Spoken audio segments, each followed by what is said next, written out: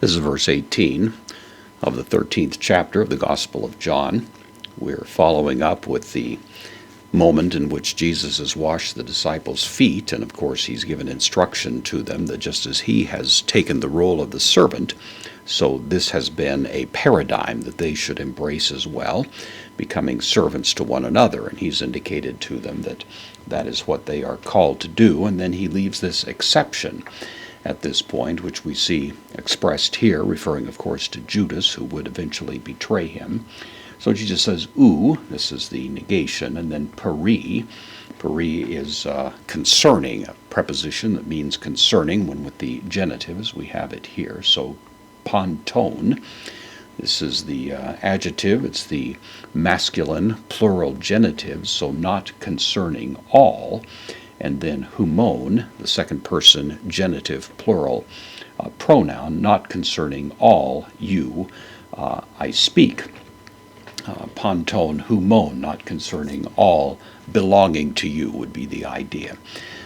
Then he continues with a statement that's been somewhat, I won't say controversial, but at least it's been rather intriguing and interesting. He says, ego, of course giving emphasis, I, oida, from edo, I know or I see. This is the first person singular, perfect active indicative. I know, have known, and do know. Hus, which is also sometimes rendered tenos, depending on the textual form that's present there. Either way, this is the relative pronoun.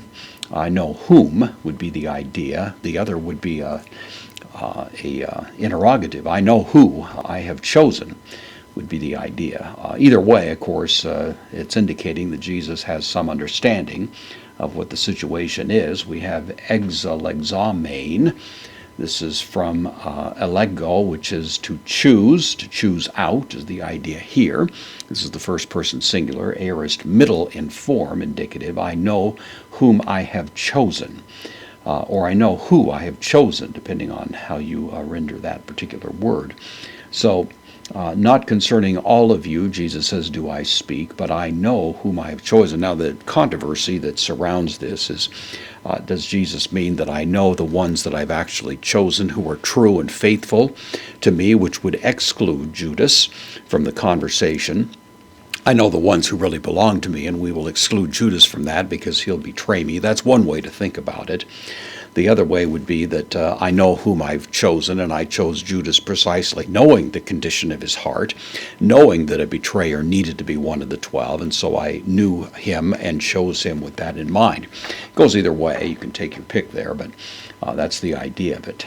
So it continues, all from Allah, strong conjunction, hina, conjunction will take the subjunctive, which we see here. So, but in order that, he graphe, the scripture, plerothe, this is from pleroo, which means to fulfill or to bring to fullness.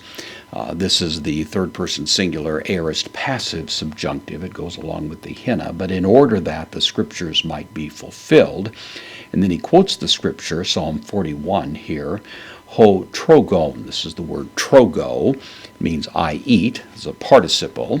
It's the present active participle, masculine, singular nominative. The eating, met emu, the eating with me, ton arton, the bread, the one who eats the bread with me.